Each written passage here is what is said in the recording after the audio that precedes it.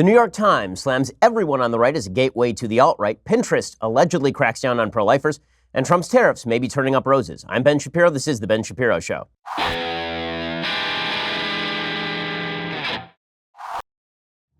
I swear, I leave for a Jewish holiday, and every single time I leave for a Jewish holiday, the New York Times attacks me. I don't know what it is about Jewish holidays in the New York Times. I mean, I have an indicator, but nonetheless, we'll get to that in just 1 second. First, some things in life are just uncomfortable to talk about. Sex is one of those things, but sex is also one of the more important things in life, especially within the context of a healthy marriage. Studies show that 70% of dudes who experience erectile dysfunction don't actually get treated for it for just that reason. It's pretty awkward to discuss.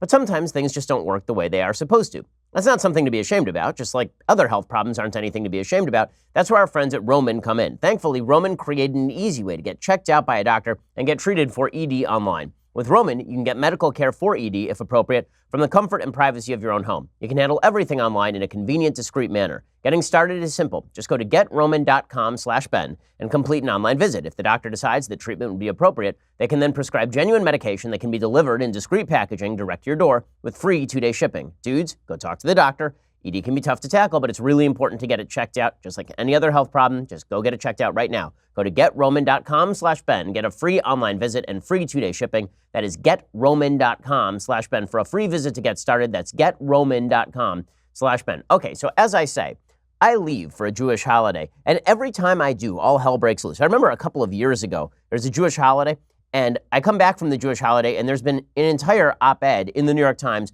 about how I'm a terrible person. And then I left, I think just last year for a Jewish holiday, and I come back and there's a New York Times article about how we here at Daily Wire are bad. It's pretty much like every Jewish holiday. Like they schedule it out that way so that I have a really, really wonderful time coming back from the Jewish holiday, opening my computer and seeing what stupidity has taken place. Well, this week's stupidity comes courtesy of the New York Times yet again. Apparently there was an article.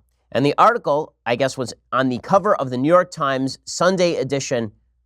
So I guess it was a Saturday article online. It was a Sunday edition front page article on Sunday.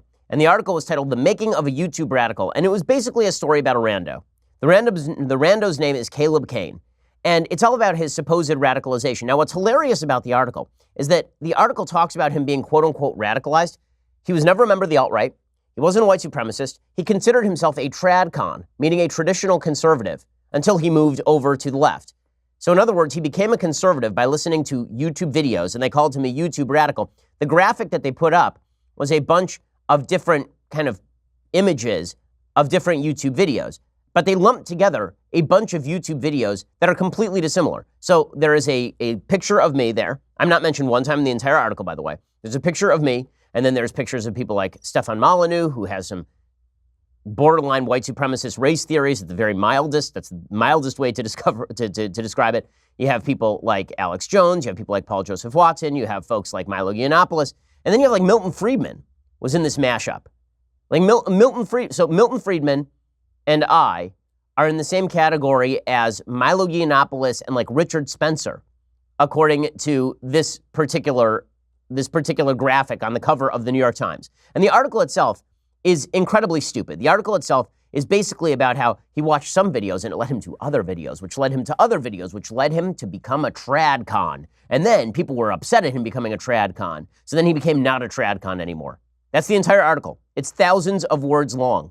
Thousands of words. So a couple of things to note. Number one, there's a full-on campaign by the left media at this point, from the Washington Post to the New York Times, from NBC to Media Matters. And I count Media Matters as part of the left media infrastructure.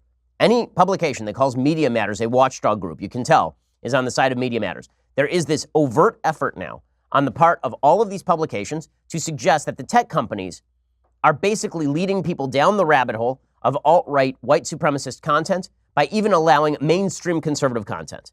That's the goal here, is to lump in everybody who's a mainstream conservative with people who are alt-right, and then suggest that if you watch mainstream conservative content, then inevitably you will be led down this rabbit hole. Now, this is absurd and bizarre. There are legitimately hundreds of thousands of people who listen to this show every day who are not even on the political right. There are hundreds of thousands of people who are on the political right and believe that the alt-right is evil, just as I do. But according to the New York Times and the Washington Post and all of these other outlets, basically, if you're on the right, you're going to slide gradually into white supremacism so long as you engage on YouTube. Now, the reason they are directing this at YouTube is because they are hoping to use YouTube in order to quash conservative viewpoints. They understand that there are certain shared fora where people post their views: Facebook, YouTube, Twitter, all the rest of those, Pinterest. And then what they're hoping to do, they understand conservatives aren't going to stop talking. So what they hope to do is make conservative speech so ridiculously outside the Overton window that all of these shared platforms have to shut it down.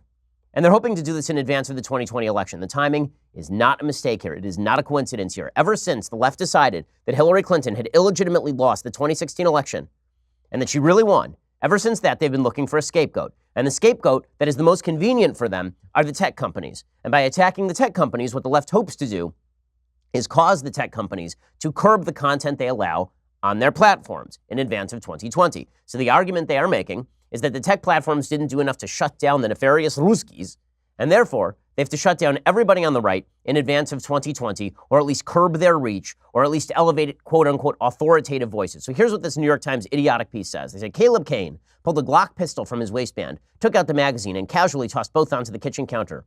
I bought it the day after I got death threats, he said. The threats, Mr. Cain explained, came from right-wing trolls in response to a video he had posted on YouTube a few days earlier. In the video, he told the story of how, as a liberal college dropout, struggling to find his place in the world, he had gotten sucked into a vortex of far-right politics on YouTube. I fell down the alt-right rabbit hole, he said in the video. So a couple of things right off the bat. Number one, he was so crazily right-wing, he didn't even own a gun until he became a leftist again and then talked about it on YouTube. Mr. Cain, 26, recently swore off the alt-right nearly 5 years after discovering it and has become a vocal critic of the movement. Well, welcome, sir. Welcome. Enjoy the party. You're a little late, pal.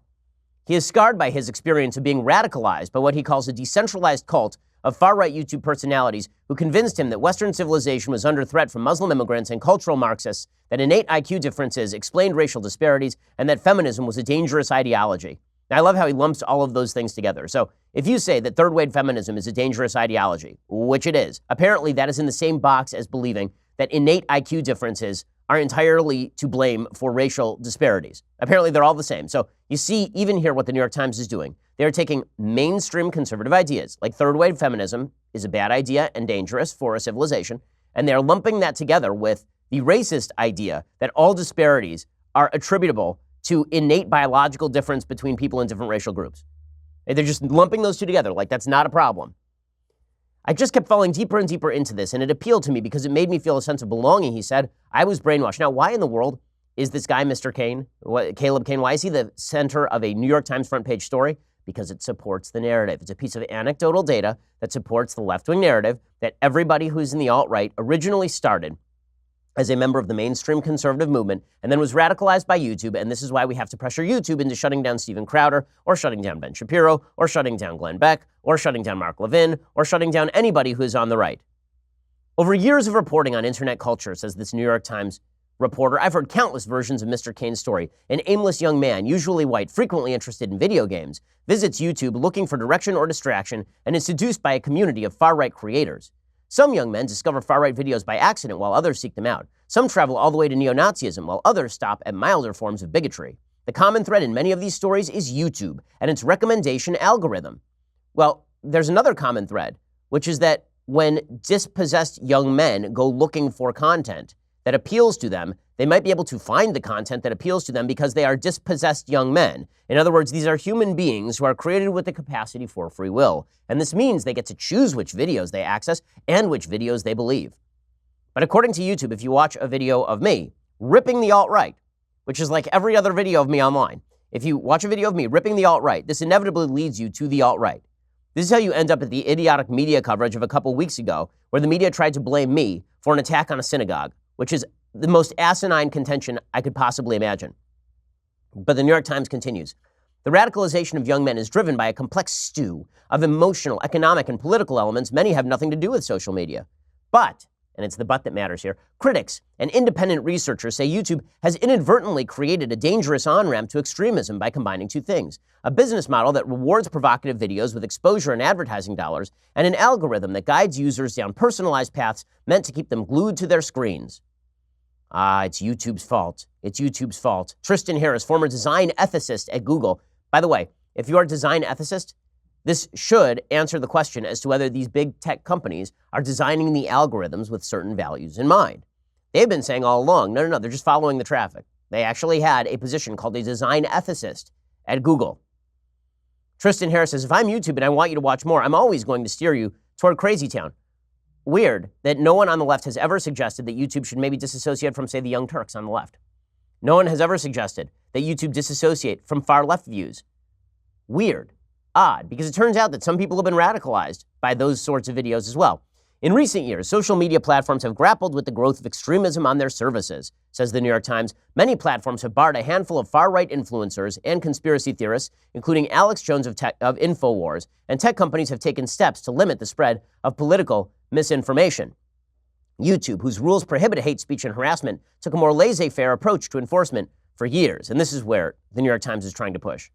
The New York Times is trying to push by saying that this laissez-faire approach has been a complete failure and is causing people to be radicalized, because radicalization never happened before the YouTube algorithm, and because YouTube has the temerity to leave conservative views on their platform. What's funny about this is they're really not blaming YouTube's algorithm. In the end, this article, as you will see, does not blame YouTube's algorithm and suggest that the algorithm needs to be changed so that it doesn't benefit some of the fringe views. Instead, they basically argue that YouTube should crack down on mainstream conservative views because there's no difference between mainstream conservatism and far-right, alt-right views.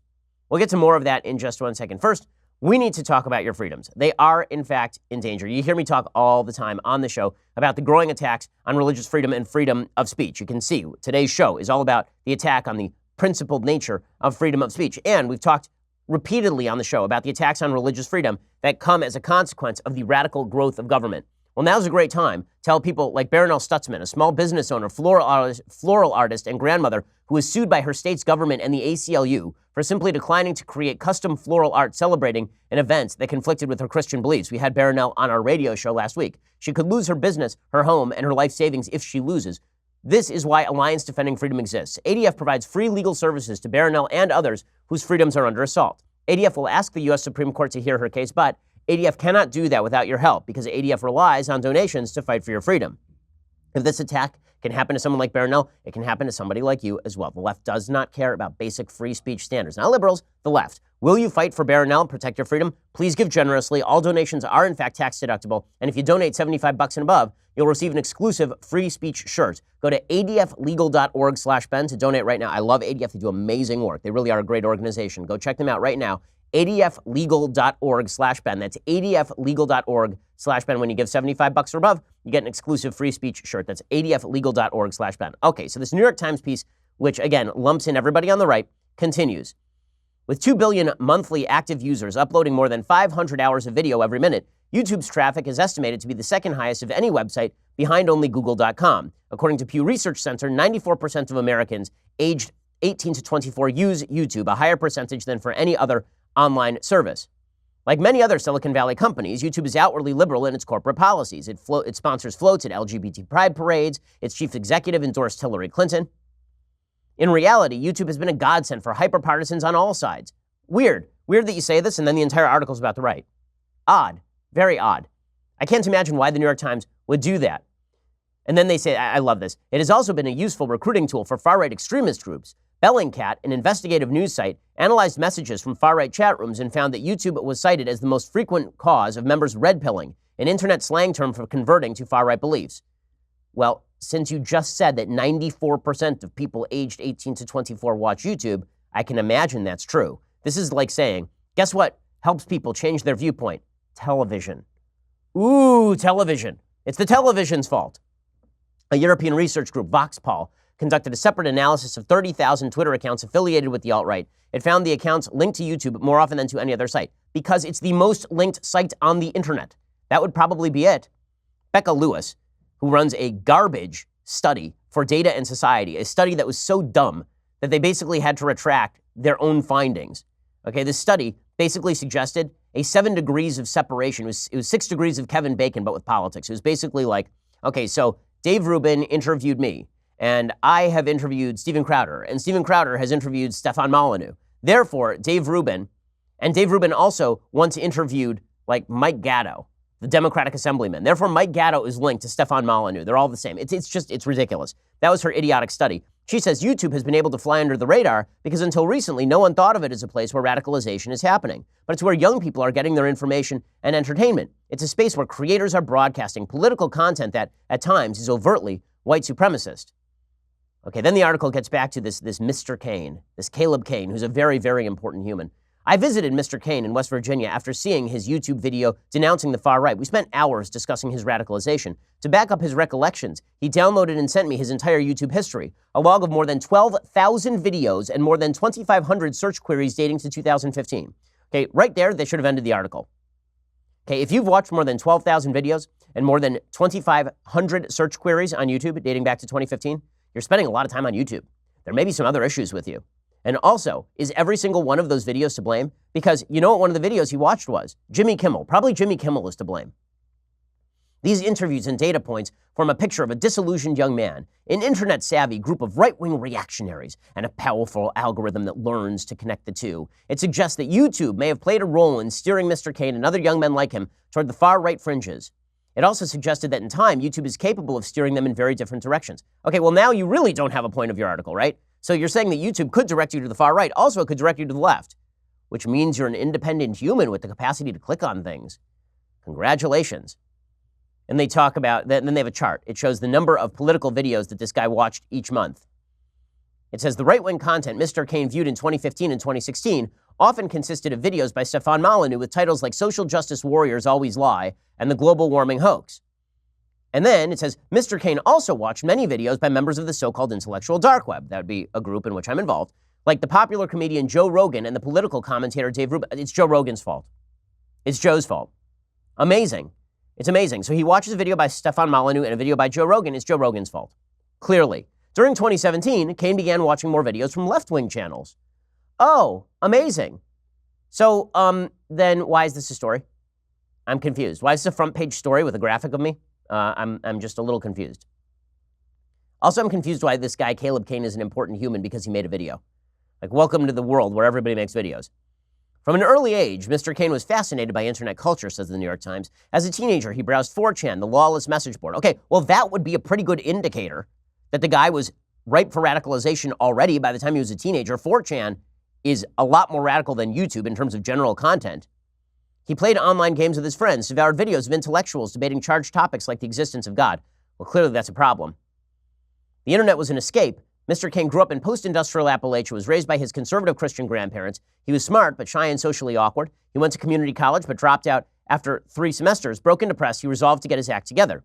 He began looking for help in the same place he looked for everything, YouTube. One day in late 2014, YouTube recommended a self-help video by Stefan Molyneux, a Canadian talk show host and self-styled philosopher. Mr. Molyneux, who describes himself as an anarcho-capitalist, had a political agenda. He was a men's right advocate who said that feminism was a form of socialism and that progressive gender politics were holding young men back. He offered a conservative commentary on pop culture and current events, explaining why Disney's Frozen was an allegory about female vanity, or why the fatal shooting of an unarmed black teenager by a white police officer was proof of the dangers of rap culture. Mr. Kane was a liberal who cared about social justice, worried about wealth inequality, and believed in climate change, but he found Mr. Molyneux's diatribes fascinating even when they disagreed. And then apparently he started watching a lot of Molyneux videos. He watched some Paul Joseph Watson, and then he watched a lot of videos on feminism, and then he watched some racist videos, but he never actually became racist. Okay, this is the part that's hilarious. So he says that he never became an actual racist. He says, these people weren't all shouty demagogues. They were entertainers, building their audience with satirical skits, debates, and interviews with like-minded creators. These creators were active on Facebook and Twitter too, but YouTube was their headquarters, the place where they could earn a living by hawking merchandise and getting a cut of the money spent on advertisements that accompanied their videos. And then he says that he felt alienated and he started being programmed by the algorithm to watch particular other ads. Here's the best part. Okay, so finally you get to the point of all of this. He is asked whether, in fact, he ever turned into a racist after watching all this stuff. Quote, Mr. Kane never bought into the right's most extreme views, the far right's most extreme views, like Holocaust denial or the need for a white ethno-state. Still, far-right ideology bled into his daily life. He began referring to himself as a tradcon, a traditional conservative, committed to old-fashioned gender norms. He dated an evangelical Christian woman, and he fought with his liberal friends. It was kind of sad, said Zelda Waite, a friend of Mr. Kane's from high school. I was just like, wow, what happened? How did you get this way? I love that for the New York Times, people ask questions like, what happened? How did you get this way? Because you date an evangelical Christian woman and because you fight with your liberal friends. So if you're not a liberal and you date a conservative, obviously there is something wrong with you. And then they focus in on Molyneux a lot. I mean, this article is largely about Stefan Molyneux. But again, I'm confused as to why it is that this particular person is being profiled when he was never sucked into Stefan Molyneux's kind of alt-right worldview. And then, I love this, in 2018, nearly 4 years after Mr. Cain had begun watching right-wing YouTube videos, a new kind of video began appearing in his recommendations. These videos were made by left-wing creators, but they mimicked the aesthetics of right-wing YouTube. One video was a debate about immigration between Lauren Southern, and Stephen Bunnell, a liberal YouTuber known as Destiny. Cain watched the video to cheer on Southern, but Mr. Bunnell was a better debater, and Mr. Cain reluctantly declared him the winner. Mr. Cain also found videos by Natalie Wynn, a former academic philosopher who goes by the name ContraPoints. Ms. Wynn wore elaborate costumes and did drag-style performances in which she explained why Western culture wasn't under attack from immigrants or why race was a social construct. And then it talks about how wonderfully funny and engaging all of these people are on the right. And then he says, well, he became left-wing. Oh, well, so it's a happy story. So this is a happy story in the end. And then he came out and he said that he didn't like all of the stuff that he had watched before, and then people were mean to him. The New York Times spends, I kid you not, several thousand words on this story. And they have pictures, again, of Milton Friedman and me alongside pictures of actual alt-right racists who I've spent many years ripping.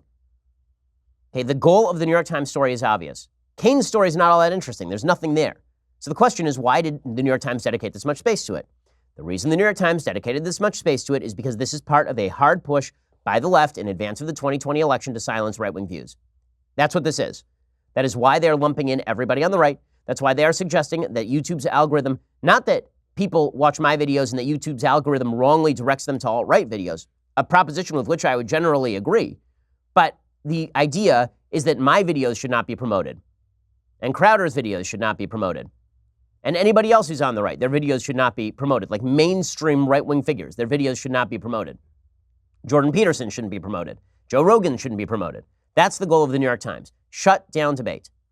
This is from your free press. Delightful, folks. I have some more evidence of this in just a second. First, this Father's Day, give Dad a gift packed with the Omaha steaks he craves. Listen, there's nothing better for Father's Day than the meats. Go to omahasteaks.com, enter code Shapiro in the search bar, and you get 74% off the Father's Day Steak Fix gift package. It's something that he'll truly enjoy. Don't get him another pair of socks. Instead, get him a bucket full of meat. Okay, listen to this deal. A $235 value, now for only $59.99. Order now. You get 2 filet mignons, 2 top sirloins, 2 pork chops, 4 Omaha Steaks burgers, 4 gourmet jumbo franks, 4 chicken fried steaks, all beef meatballs, 4 chicken breasts, 4 caramel apple tartlets, a package of Omaha Steaks signature seasoning, and you get 4 extra Omaha Steaks burgers for free. Okay, you get all of that for like $59.99. Give that amazing package as a gift for Dad or stock up for the incredible summer grilling, all at 74% off. Again, order now. You can get that exclusive Omaha Steaks Father's Day Steak Fix package valued at $235 for just $59.99. Just go to omahasteaks.com, type code Shapiro into the search bar. Don't wait, the offer ends soon. Go to omahasteaks.com, type Shapiro into the search bar to get the Father's Day Steak Fix package today. I mean, that is one hell of a deal. Go check them out right now. I have lots of friends who've tried Omaha Steaks. They say they are the best in the business. Go check them out, omahasteaks.com, and type Shapiro into the search bar to get that Father's Day Steak Fix package right now. Okay, so it's not just this New York Times piece. This asinine New York Times piece about a guy who was a liberal, who then watched a lot of YouTube videos and considered himself a traditional conservative until he went back to being a mild-mannered, good liberal. Right? That's not what the New York Times piece is about. What the New York Times piece is about is the evils of the right and how the right will suck you in with their nefarious videos on the YouTubes, and really how YouTube should shut this thing down. And YouTube is already eager to please. This is true for all of the tech companies. YouTube is eager to please. They are looking to avoid scrutiny by left-wingers who continue to blame them for all of the ills in the world. And it's not just YouTube, it's also Pinterest. So Pinterest is apparently owned by Google. James O'Keefe just got a whistleblower from Pinterest to talk about how they're silencing particular voices on Pinterest. One of the voices that they are silencing on Pinterest is Live Action and Lila Rose. According to a new project by Project Veritas, this is Daily Wire reporting, it presents a series of accusations of political and ideological bias against conservatives, Christians, and pro-lifers behind the scenes at Pinterest, a social media platform with some 300 million active monthly users. Since the report was first released, Pinterest reportedly has taken action concerning one of the allegations in a video that includes testimony from a whistleblower who works for Pinterest and whose identity is concealed in the video. O'Keefe presents internal documents provided by the whistleblower showing what appeared to be various means of censoring content, including a porn site block list that includes liveaction.org, which is a pro-life site run by Lila Rose. So, in other words, if you are against abortion, they listed you on the porn site block list so that your content could not appear. Some of the other content that was censored by the site was content from yours truly. Here's James O'Keefe talking about it in a video from Project Veritas. The Pinterest insider also saw how, quote, white supremacist, unquote, content, like Ben Shapiro's commentary, for instance, goes from identified to censored. This is Ifioma or Ifi Ozoma calling Ben Shapiro a white supremacist. Some would say that, well, that's just her giving her opinion on a private Slack board. What do you say to that? So this was actually in a war room where policymakers were making decisions about content, and there was follow-up action made to these posts. What sort of actions do they take on Shapiro content that you've seen? So they made an advisory document about this type of content, and then this advisory content ended up in our sensitive terms list, which is content that has to be manually entered that then affects all of the content that comes into home feed, search, people's recommendations, etc. Okay, so they are limiting what you can get in a search. This is what the New York Times wants from YouTube too. This is what the New York Times wants from Google. This is what the New York Times wants from Pinterest. This is what the Democrats want. What Democrats would like is for all of these various outlets to feel the pressure from the media so strongly that they simply start censoring conservative content. And it's not just me, by the way. According to the Daily Wire, reporting on this Project Veritas report, among the claims presented by the whistleblower is that my content was censored in a zero-tolerance movement, terms related to Christianity are blocked from autocomplete, a video series exposing Planned Parenthood was included in a censor list as a harmful conspiracy, and liveaction.org was included on a list of porn sites blocked by the platform, meaning no links to its content could be produced by users. And then you've got the CEO of Google, who's openly coming out and saying, listen, we are trying to determine what exactly hate speech is. What's amazing here, truly, is to watch as members of the media, this is Axios, on HBO, right, both supposed free speech content. HBO used to be the place that was totally free speech. HBO was not cable, so you could curse. HBO was the place where you could see full frontal nudity, because no censorship. We hate censorship. Well, now Axios on HBO is interviewing the head of Google and trying to get the guy to basically establish hate speech standards that will be used by Google to shut down particular content. There is no good definition of hate speech. That definition simply does not exist. And the danger in trying to define hate speech in any real way is that folks on the left are likely to label anything from the right hate speech, as that New York Times piece exposed you to, showed you. Here is the CEO of Google, though, trying to suggest that he's going to somehow implement a standard for hate speech that does not exist under American law, nor should it exist under American law. More recently, we have introduced, just like today we do this in search, we rank content based on quality. And so we're bringing that same notion and approach to YouTube so that we can rank higher quality stuff better and really prevent borderline content which doesn't exactly violate policies which need to be removed, but which can still cause harm. And so we are working hard. It's a hard computer science problem. It's also a hard societal problem because we need better frameworks around what is hate speech, what's not, and how do we as a company make those decisions at scale and get it right without making mistakes. Okay, well, you're not getting it right, and you will make mistakes. I mean, this was shown last week with YouTube banning actual historical coverage of the Nazis because YouTube's algorithm couldn't determine what was historical coverage of Nazis and what was neo-Nazi content. Some of the most disturbing stuff there is when they say, well, we're going to get rid of borderline content or we're going to limit borderline content. So explain to me how the Daily Wire, for example, should be treated as borderline content, while Huffington Post should be treated as non-borderline content. You're going to have to explain that one to me. And if you believe that Google and YouTube and Facebook aren't going to elevate left-wing sources above right-wing sources, you're out of your mind. Of course they are. When they talk about the authoritative sources that they like, those authoritative sources are, in fact, the mainstream media outlets that are currently pushing for the limitations. What they're looking for, in effect, is a crony capitalism that is effectively a business type of collusion. It's actually much closer to monopolistic interference than it is to free markets or free minds. Because what's happening here is that the New York Times, CNN, a lot of left-wing outlets are looking at the future of the internet, and they're concerned. And rightly so. They're concerned that the market is dissipating their influence. And so what they're doing is they're going to the tech companies and they're saying, listen, we are going to attack you incessantly. We're going to attack you incessantly as creating violence. We're going to attack you incessantly as radicalizing people. We're going to attack you repeatedly, continuously. We're going to do this all the time until you elevate our content and deplatform and de-elevate content that we don't like. Now, even if I agree with a lot of the content being banned, meaning that I agree that some of that content is gross, I don't think that it should be banned. The reason is because I don't trust these companies to make those sorts of decisions. I trust the American people to make these decisions. And it is astonishing to watch media outlets that purportedly worry about Donald Trump cracking down on freedom of the press spending front page space and time on HBO trying to condemn tech platforms for being open fora. It really is an amazing thing. And there are only a couple reasons to do it. One is ideological and one is market-based. The ideological reason is because they don't like that there are views that they don't like that are gaining credence. And the market-based reason is that there are all of these other outlets that are gaining all sorts of credibility and credence and money and making lots of money. And they are afraid that their influence is dissipating. So they are creating a false monopoly again with the help of the tech companies. They are going to restore the media monopoly that existed back in the 1980s and the 1970s by using the tech bros to shut down everybody else. That's what's going on here. Okay, in just a second, I want to get to the Trump tariff plan. How has that actually created immigration policy? Was it a win or a lose for President Trump? What actually happened there? Because it seems like there's a lot of confusion still. First, no one really has time to go to the post office. You're busy. I'm busy. I like the post office, but the fact is last time I went there, I got a massive parking ticket because you just don't have time. You park anywhere near the red zone, they give you a ticket.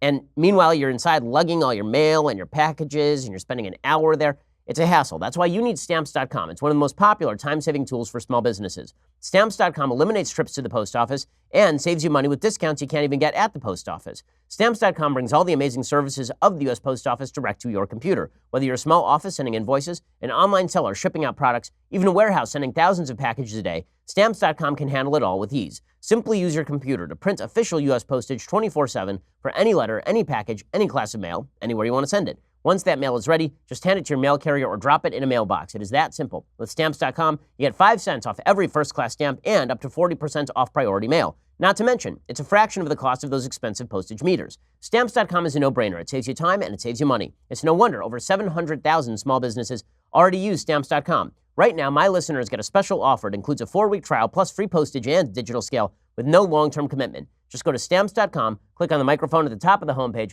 type in promo code Shapiro. That is Stamps.com, enter Shapiro. There's a reason we use it here at the Daily Wire offices. It saves me time, it saves me money in my own life. It saves our company time and money as well. Now it can save you time and money. Stamps.com, click that mic at the top of the homepage, type in Shapiro. Okay, so we're going to get to President Trump and his tariffs and Mexico trying to crack down on immigration in just 1 second.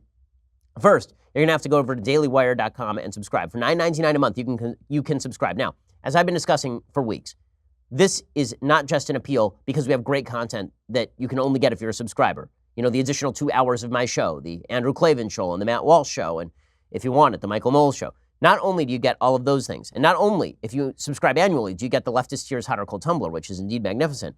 Not only do you get all of those wondrous things, you actually get to support the principle of free speech in America. Now listen, YouTube's a private company. They can do what they want. Google is a private company. They can do what they want. But what they are moving toward is the censorship and curbing of your ability to access the programs that you love. And the best way for you to support us and ensure that our message is still going to reach people is to subscribe to help support our show. The fact is, the left is hell-bent on destroying the market for any conservative show.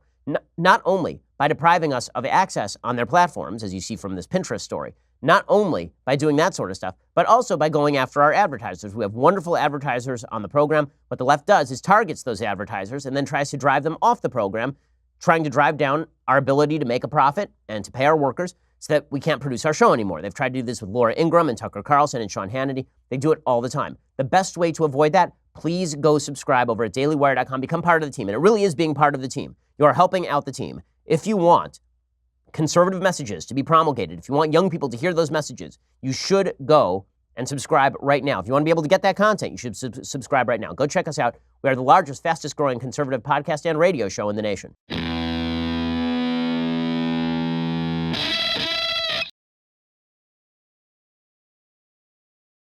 Alrighty, so now the latest on President Trump and his tariff push on Mexico. So late last week, I gave credit on the show to President Trump because there were a bunch of reports that President Trump was going to be able to leverage a significant concession from the Mexican government. That significant concession was a safe third country provision. So the United States has what's called a safe third country deal with the Canadian government. What that safe third country deal does, it says that if somebody is trying to escape a human rights abusing country and they want to get out and they go to Canada, they have to apply for asylum in Canada. The first country that they reach, is the country where they have to apply for asylum. So you can't go to Canada and then apply to asylum in the United States, because then it really is more just you want to come to the United States. It really isn't about you applying for asylum. We have a safe third country provision with Canada. Well, we'd like one of those with Mexico. And there was talk late last week, like Thursday night, that the Mexican government was going to give us one. That finally we were going to get a deal with Mexico where if people entered Mexico from Guatemala or El Salvador, that people would first have to apply for asylum in Mexico before they could apply to enter the United States. And President Trump's tariffs were given credit for that. And President Trump came online on Friday and he said that the tariffs would not go into effect because he'd made some sort of deal with Mexico. So we have a bunch of conflicting reports on this. What exactly the Mexican government gave up? Did they give up anything? Did they make concessions 6 months ago? And then basically Trump's people sold that to him as new concessions to avoid the tariffs? All of this is eminently unclear. So the Washington Post has a piece today called How Mexico Talked Trump Out of Tariff Threat with Immigration Crackdown Pact. It says Mexican negotiators persuaded President Trump to back down from his tariff threat by agreeing to an unprecedented crackdown on Central American migrants and accepting more expansive measures in Mexico if the initial efforts don't deliver quick results, according to officials from both governments and documents reviewed by the Washington Post. The enforcement measures Mexico has promised include the deployment of a militarized National Guard at the Guatemalan border, thousands of additional migrant arrests per week, and the acceptance of busloads of asylum seekers turned away from the United States border daily, all geared toward cutting the migrant flow sharply in coming weeks. The measures, described by officials from both sides and included in Mexican negotiating documents reviewed by the Post, appear to be more substantial than what the Mexican government has attempted thus far during the precipitous rise in migration to the United States border. Since heralding the pact in a Friday night tweet, Trump has fumed at criticism that he capitulated to Mexico and that his accord amounts to a series of previously agreed to measures. Trump officials on Monday described the accord as a breakthrough. The president considered Mexico's plan aggressive enough to suspend his tariff threat, even though he liked the idea of imposing the duties over the howls from members of his own party. U.S. officials say they were particularly impressed with Mexico's pledge to deploy up to 6,000 National Guard troops to its border region with Guatemala. Mexico described its plan to U.S. officials as the first time in recent history that Mexico has decided to take operational control of its southern border as a priority, according to Mexican government documents. Such language amounted to the kind of rhetorical shift Trump officials were looking for from the leftist government of President Andrés Manuel López Obrador, who last year dismissed migrant enforcement in Mexico as dirty work at the behest of the United States.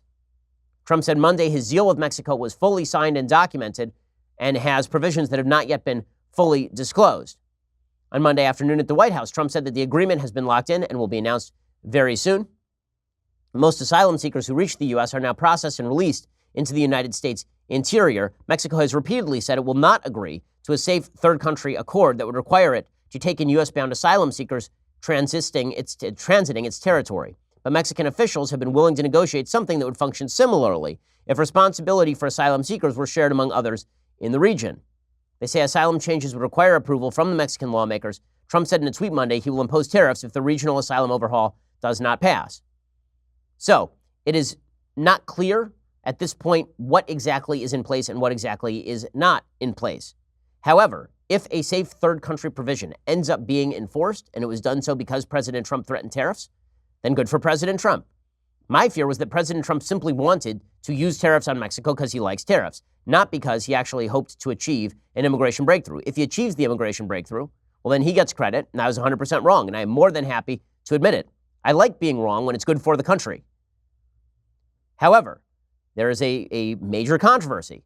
There are mixed messages being sent. The New York Times reports the Mexican foreign minister said on Monday that no secret immigration deal existed between his country and the United States, directly contradicting President Trump's claim on Twitter that a fully signed and documented agreement would soon be revealed.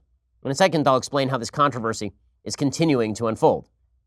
Marcelo Ebrard, Mexico's top diplomat, said at a news conference in Mexico City there was an understanding that both sides would evaluate the flow of migrants in the coming months. If the number of migrants crossing the U.S. border is not significantly reduced, he said, both sides have agreed to renew discussions about more aggressive changes to regional asylum rules that could have a bigger impact. Ebrard said, let's have a deadline to see if what we have works. If not, we'll sit down, look at the measures you propose and that we propose. The public statement served as an official response to several days of tweeting by Mr. Trump, who has reacted angrily to the suggestion that he withdrew his threats of tariffs on all Mexican goods in exchange for a weak deal on immigration. Now, as I say, I don't want these tariffs to go into effect. They are very bad for the economy. They're very bad for Trump, by the way. If the economy tanks, he has no shot at re-election. I think that the tariffs generally are a bad idea. If, however, the tariffs were useful in leveraging a good immigration deal out of the Mexican government, good. But now the Mexican government seems to be waffling.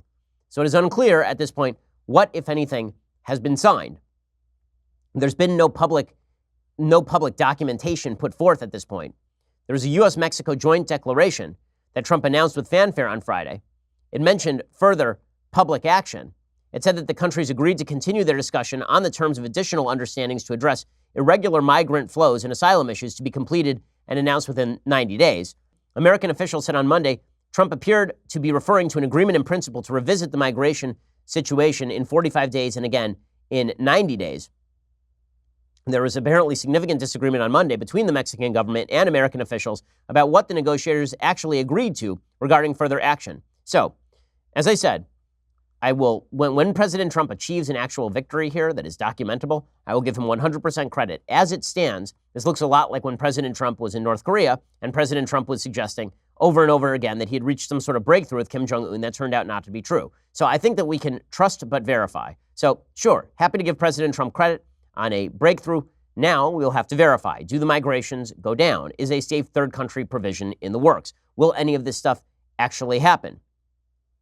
Trump didn't specifically mention the safe third country provision on Monday, but he said they would have an agreement they would announce very soon. It's all done. That is not what was described by the foreign minister for Mexico. Ebrard said they will propose a safe third country. We said it will have to be with the UN Human Rights Council and it will have to be regional. He said Mexico preferred a regional asylum agreement that would review the flow of migrants across Mexico and Central America with a number of countries, including Panama and Brazil. So I think this whole thing is still in flux, is the bottom line. Now, the good news is that President Trump can snap back those tariffs pretty much any time he wants. So there's a pretty strong incentive for the Mexican government not exactly to screw around with President Trump, but maybe if they apply a delay tactic, maybe if they delay this thing all the way until next year, they hope that a Democrat will be elected, at which point open immigration begins again. I will say that President Trump's strategic use of tariffs with regard to China has not been exactly the serious problem that I think everyone thought that it was going to be. Now, it has been a serious problem in terms of the economy. The economy is more brittle, growth is slowing, all of that is true. But the amount of Chinese leverage that they are willing to apply at this point does not appear to be all that high. Right? China does have more to lose than the United States, and as I've said before, there is a case to be made that the Chinese government ought to be pressured in a way the Mexican government is not pressured. Now, the Mexican government should be pressured to stop the migrant flow, but the Mexican government is not an open adversary of the United States. China really is. And the good news is that China's attempts at leveraging the United States are so far a giant fail. There's an article in the Washington Post talking about how China's hints that it will choke off rare earths access in the United States is not, in fact, that easy. David Lynch, writing for the Washington Post, he says China dominates the global market for rare earths materials and has been threatening to take them hostage in the deepening trade conflict. Just the suggestion that Beijing could starve American factories of essential materials has sent rare earth prices soaring over the past month, with dysprosium oxide used in lasers and nuclear reactor control rods up by 1/3. But the alarm overlooks the rise over the past decade of alternative sources of rare earths and ignores the difficulties China would face in implementing a ban, including the prospect of widespread smuggling and the likelihood of hurting countries that Chinese authorities may prefer not to alienate. So President Trump has been applying leverage to China, and he is right to do so. We'll see how the Mexican negotiation, which I'm more skeptical of, plays out. Again, I'm hoping that the president's strategy there pays off and that we see some real gains here. I will say that the media obviously are jumping to the conclusion that Trump has gotten nothing in exchange for backing down from his tariff threats. You have Anderson Cooper, the very objective journalist on CNN, not waiting to see, but instead jumping in and saying that this was all about nothing. Their story says, and I'm quoting now the lead, the deal to avert tariffs that President Trump announced with great fanfare on Friday night consists largely of actions that Mexico had already promised to take in prior discussions with the U.S. over the past several months, according to officials from both countries who are familiar with the negotiations. In other words, whatever might be coming down the pike when it comes to what has already transpired, all the drama, all the talks, all the threats of what amounts to waging economic warfare on a major trading partner and ally, were all about nothing. Okay, well, maybe they were and maybe they weren't. We don't know yet, is sort of the issue. So I think that Trump's adversaries are going to declare that this is a big loss for Trump. But honestly, where's the big loss for Trump exactly? So he threatened tariffs. The tariffs didn't go into place. That seems like a win for U.S. citizens. I mean, tariffs are a tax on us. And maybe he gets something out of this. Maybe he doesn't. We will find out soon enough. But everybody sort of jumping to a conclusion, I think, is doing just that, jumping to a conclusion. Well, meanwhile, the Democrats hosted John Dean on Capitol Hill yesterday. This is an absurdity. It's an absurdity. So Democrats decided they would host John Dean, who is a partisan hack, on Capitol Hill. And it didn't go great for him. Basically, he has suggested that every Republican president since Richard Nixon is, in fact, Richard Nixon. He was the former White House counsel to President Nixon. He was involved in Watergate. And he suggested that President Trump is not mentally well and mentally fit to serve. Here is him suggesting that Trump can't be president. The last time I appeared before your committee was July 11, 1974, during the impeachment inquiry of Richard Nixon. Clearly, I'm not here today as a fact witness. I accepted the invitation to come here today because I hope I can give a little historical perspective on the Mueller report. In many ways, the Mueller report is to President Trump what the so-called Watergate roadmap was to President Richard Nixon. Stated a little differently, Special Counsel Mueller has provided this committee with a roadmap. Okay, really? You can tell the Democrats are desperate when they're calling in John Dean. If you call in John Dean, the guy from 1974, who called President Bush a Watergate-style president, if you're inviting that guy, and that's the best you can do, I would recommend that you guys get some better candidates, because if you're relying on John Dean to take down the president, you may be in serious trouble. Okay, time for some things I like and then some things that I hate. So, things that I like. Over the weekend, read a terrific book by Alan Greenspan called Capitalism in America, A History, along with Adrian Woolridge. It is a really readable, easy history of the economics of the United States. It talks about the U.S.'s free market economy. It talks about how FDR changed that free market economy. It talks about the relative growth rates in the U.S. economy over time. It talks about everything from free trade to monetary policy. And it is very readable, okay? It is not a hard book to read. So go check it out, Capitalism in America by Alan Greenspan, who's a devotee of Milton Friedman, among others, who apparently was, I've been told by the New York Times, Milton Friedman was basically an alt-righter. But Alan Greenspan was one of his acolytes and, of course, ran the Fed.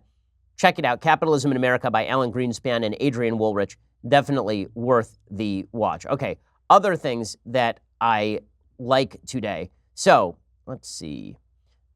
Okay, well, you know what? Let's get to a bunch of things that I hate, because there's a lot to hate today. So let's do it. Well, I will say that I sort of like and hate this. Feminist Sophie Lewis is now admitting that abortion is a killing. She just said it's the sort of killing that we like, which at least is deathly honest. I mean, that's good. I wonder if she will be censored on Pinterest the same way that Lila Rose and Live Action have been. Here she is explaining that abortion is a form of killing, but it's a good form of killing. You know, like the kind of killing of, like, people that we don't like, that kind of killing.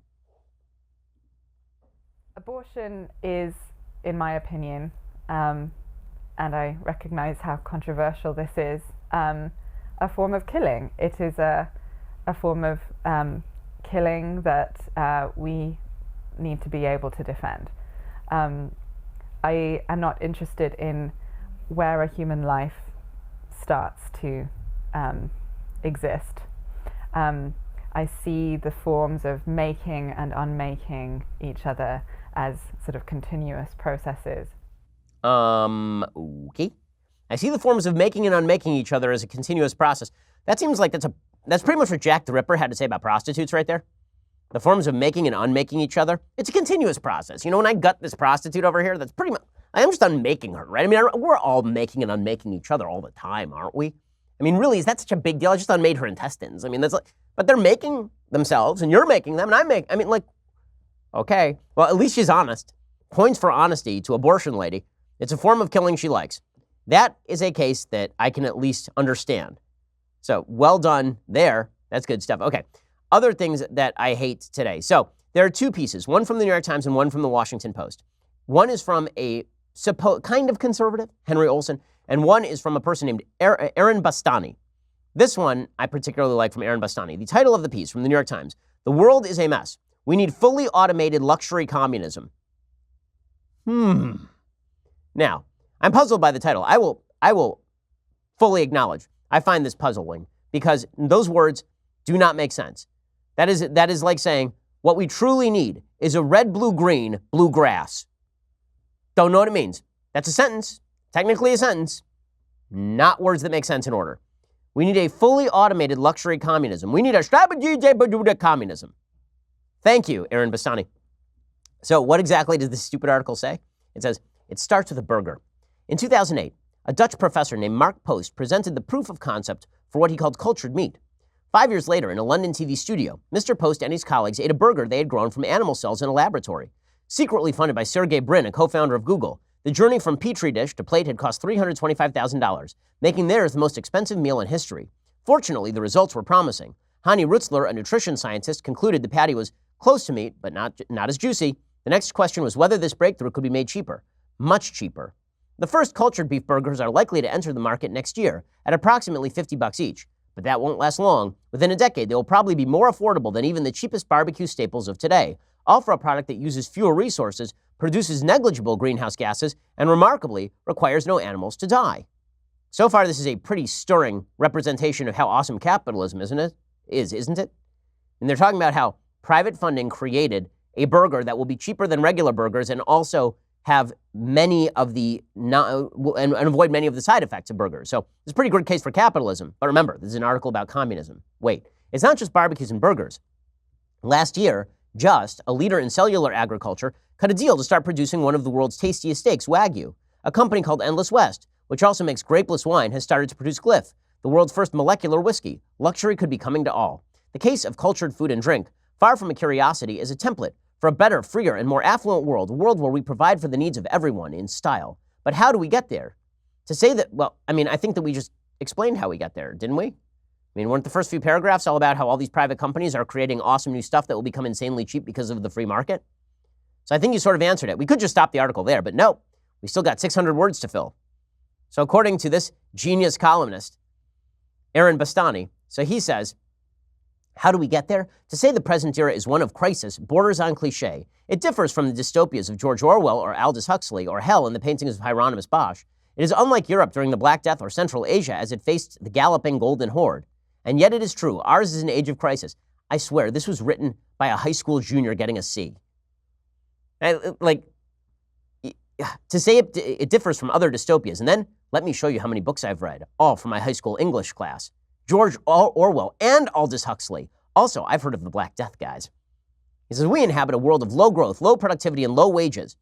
Well, not low wages. Okay, that is not true. Low productivity, historically speaking, not even close to true. Low growth is kind of true, and that's mostly because of government interventionism. This is a world where billions, mostly in the global south, live in poverty, a world defined by inequality.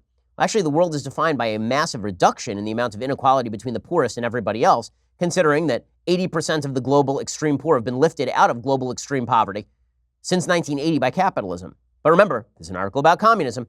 The most pressing crisis of all, arguably, is an absence of collective imagination. Yes, that is arguable. That is an arguable contention, that the biggest crisis is an absence of collective imagination. If I were going to go with biggest crisis, I would say, let's see, collapse of traditional morality might be up there, probably the crisis in Syria, the slaughter of hundreds of thousands of people. I'd say maybe disease and poverty in Africa. There are a few. Failure of collective imagination. Whenever people talk about collective imagination, understand what they really mean by collective imagination is one person at the head of a massive government who imposes their ideas on everybody else. Because you know what is the collective imagination, the free market? That is the collective imagination. It's all of our individual imaginations, but in a market. Collective imagination is where there's somebody at the top bossing people around. The term collective imagination, in fact, is somewhat self-defeating because imagination is by nature individual. Now, we can work in groups and toss ideas back and forth to each other, but the idea of a collective imagination, a hive mind, so to speak, the reason that a hive mind doesn't really work that way is because a hive is subservient to the queen bee. But this columnist says, it is as if humanity has been afflicted by a psychological complex in which we believe the present world is stronger than our capacity to remake it. as if the very essence of humanity, if there is such a thing, is not to constantly build new worlds. This is such bad writing. My goodness. If we can move beyond such a failure, we will be able to see something wonderful. The plummeting cost of information and advances in technology are providing the ground for a collective future of freedom and luxury for all. Automation, robotics, and machine learning will, as many august bodies from the Bank of England to the White House have predicted, substantially shrink the workforce, creating widespread technological unemployment. But that's only a problem if you think work is something to be cherished. For many, work is drudgery, and automation could set us free from it. Okay, well, for many it's not, so that's a problem. But also, you're going to have to give people something to do. Right? And it turns out that communism doesn't give anything for people to do. They sit there and they take things. Gene editing, this is one of the funny things about people who promote socialism and communism. There's this weird idea that if you promote socialism, you promote communism, that what will spring free is a bunch of itinerant poets who sit around writing about the beautiful flowers and creating a world of art. I remember that Nancy Pelosi said this about so-called job lock. Right? She said that people were locked into their jobs for healthcare, and that was a bad thing. We needed to disconnect healthcare from your job by presumably nationalizing it so that you could write poetry. Now, I know a lot of people without jobs. Very few of them, except for producer Nick here, actually sit around writing poetry or going and learning to mine for gold. Right? Very few of them. Most people who are unemployed are pretty depressed and pretty unhappy because they don't have a lot of stuff to do. But this article continues by talking about how as we make things more and more prosperous, well, now we can try communism. He says, I love this. He says the consequences are far-reaching and potentially transformative of the increasing technological achievements of man. For the crises that confront our world today, technological unemployment, global poverty, societal aging, climate change, resource scarcity, we can already glimpse the remedy. But there's a catch. It's called capitalism. It has created the newly emerging abundance, but it is unable to share around the fruits of technological development. Okay, if you really believe that capitalism has been unable to share around the fruits of technological development, I ask you how many people in the United States have cell phones? I ask you how many people in the United States have microwaves and cars? Everybody takes this stuff for granted because of capitalism. Communism creates nothing. Communism redistributes what is there until it kills off the goose that creates the golden eggs. He says, a system where things are produced only for profit, capitalism seeks to ration resources to ensure returns. No, that's not how capitalism works. Okay, capitalism works through competition. Free markets work through competition.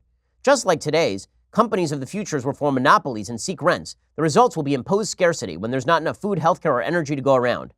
Okay, this has not been the history of capitalism. The only enforced monopolies are ones that are enforced by the government. Government monopolies are monopolies too, and result in far more scarcity than free market economics. But according to this columnist, we have to go beyond capitalism. Many will find this suggestion unwholesome. To them, the claim that capitalism will or should end is like saying a triangle doesn't have three sides, or that the law of gravity no longer applies while an apple falls from a tree. But for a better world, it is an imperative. We can see the contours of something new, a society as distinct from our own as that of 20th century from feudalism, or urban civilization from the life of the hunter-gatherer. It builds on technologies whose development has been accelerating for decades. To grasp it will require a new politics, fully automated luxury communism. What the hell does that even mean? So we've gone through the entire article. I still don't understand what fully automated luxury communism means. It doesn't mean anything. All it means is that capitalism is awesome, but you like communism, so you're going to say communism over and over. Well done, New York Times. My goodness, if your case for communism is basically that technology is going to solve all of our problems, you just made the unwitting case for capitalism. Thank you very much. Now, on the right, you're seeing some folks who are making an unwitting case against capitalism, or a witting case. One of those people is Henri Olsen. So Henri Olsen is a really interesting commentator. He comes from sort of the Tucker Carlson conservative school of thought that suggests that free markets are the problem. He had a piece in the Washington Post called "Conservative Elites Love to Defend Market Orthodoxy. Don't Fall for It." Well, I love that everybody who disagrees with Henri Olsen is now an elite. You know, I believe that just in terms of probably income and education, it's fair to say I'm an elite. In terms of my opinion on politics, I am not an elitist. I've always made this distinction. I've never understood this sort of connection between quote-unquote elites and elitists. Right? Ronald Reagan was an elite. He was not an elitist. Donald Trump is an elite. He is not an elitist. An elitist is somebody who believes they should run the world for everybody else. That is the opposite of free market libertarianism, which suggests that you should make your own choices without the government cramming down choices and subsidies upon you. Anyway, Henri Olsen says, there's been a debate brewing within the world of conservatism ever since Donald Trump won the GOP nomination. Some on the right bitterly oppose his divergence from Republican economic orthodoxy. and are fighting to defend the role of economic markets in society against what they perceive as attacks from other conservatives. These elites may be right to be afraid, but that's because at heart they are more libertarian than they are conservative. Well, I think you and I are defining conservative differently then, because it turns out that conservative is about conserving the liberties guaranteed by the Constitution of the United States. Many of those liberties are tied into the free market. Such libertarian-minded opinion leaders have criticized Trump's call to rule out reform for Social Security and Medicare. They ignored his calls to dramatically increase spending on infrastructure. They savaged his views on trade. Trump's overwhelming victory in the primaries should have shocked them out of their ideological slumber. Instead, they are like the French Bourbon monarchs, who upon being restored to the throne, remembered nothing and forgot nothing about the reasons they were overthrown in the first place. Okay, Donald Trump, and then he name checks me, right? He suggests that Fox News television host Tucker Carlson's rather mundane point that today's global economy contributes in part to the economic and social decline in many parts of the United States was scorned by leading lights such as David French and Ben Shapiro. Right, we talked about it on the show. Because my point was that the moral failings of the United States are far more linked to the moral history of the United States in the 1960s than they are to the fact that you can get a cheaper product from China. Like, I don't think people are failing to get married because we signed NAFTA. I think people are failing to get married because our society has disdained marriage for generations. The marriage rates started to decline far before the effect of so-called kind of trade imbalances began to be felt. I mean, marriage rates in the United States started to decline in the 60s when the economy was still pretty good. Now, what's hilarious, and by the way, the economy is still pretty good. I mean, we have an all-time low unemployment rate right now. But according to Henri Olsen, here's where we get to the point. When I say that the left is pushing for communism, but they're really in favor of capitalism, like that article from the New York Times, and then you have people on the right who are pushing for government involvement in the name of conservatism, that's Henri Olsen. This is fascinating. He says this: my libertarian-oriented friends will not want to hear this, but we live in the garden that Franklin Delano Roosevelt made. Now, this should be anathema to conservatives. If somebody comes to you and they say, you know, we just have to accept the new form of government that FDR brought about. FDR was about as close to a socialist dictator in the United States as we had, except for maybe Woodrow Wilson, as we've had in the United States.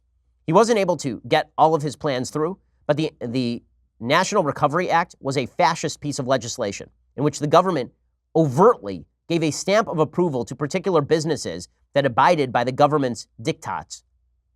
FDR's meddling with the economy lengthened the Great Depression by 8 years, minimum. FDR led to the second great, there were two Great Depressions, basically. There was one that was from 29 to 33, and then there was one that kicked in again from 37 to basically World War II.